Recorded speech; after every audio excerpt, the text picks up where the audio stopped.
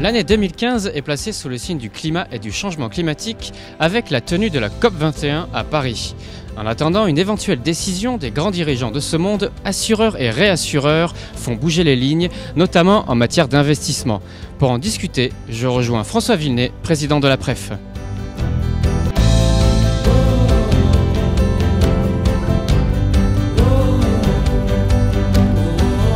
François Villenet, bonjour. Donc l'année 2015 est marquée en France par la COP21. Quel peut être un petit peu le rôle des assureurs et des réassureurs qui sont en première position sur les questions climatiques par rapport à cette COP21 ? Alors, la COP21, effectivement, c'est un gros enjeu diplomatique pour la France, donc il y a beaucoup de tensions, il y a beaucoup de pression. On ne sait pas exactement ce qui va être l'accord final sur ce dossier. Ce qui nous intéresse beaucoup dans le climat en tant qu'assureur et assureur, c'est qu'effectivement, ça change la donne pour les assurés, c'est-à-dire qu'il y aura probablement plus de variabilité climatique et probablement plus d'intensité des événements. Donc ça change le niveau de protection à la fois des assureurs et des assurés. Et donc, il faut que la réassurance soit disponible. Il faut qu'on soit en capacité d'augmenter le calibrage des événements à 200 ans dans Solvabilité 2. Puis surtout, il faut qu'on s'adapte, il faut qu'on puisse s'adapter entre assureurs et réassureurs au changement dans l'intensité, dans la fréquence des événements naturels qui est probable sur les 20 à 30 prochaines années. Donc, c'est un gros enjeu pour les assureurs et surtout pour les réassureurs, puisque l'essentiel des capacités catastrophes sont fournies par la réassurance. Alors justement, vous avez parlé de changement d'intensité à venir dans les prochaines années. Il y a des débats autour de ces questions-là. Est-ce qu'il y a eu des modélisations qui ont été faites notamment par le groupe de travail du GIEC? Est-ce que l'assurance et la réassurance travaillent aussi de son côté sur des modélisations de scénarios qui pourraient éventuellement se produire? Alors les modèles sont essentiellement probabilistiques, donc ils intègrent les données du moment et les données actuelles du climat. Il est évident qu'on peut durcir les scénarios à partir des scénarios du GIEC. Donc on peut amplifier les couvertures en fonction des probabilités ou des scénarios qui sont fournis par le GIEC sur le plan climatique. Donc je crois que les modélisateurs travaillent là-dessus. Je crois que ça va être intéressant de voir l'évolution de la sortie des modèles catastrophes dans les prochaines années. Il y a une autre question aussi qui a été soulevée par les acteurs de la place financière, c'est la question de l'allocation de leurs investissements.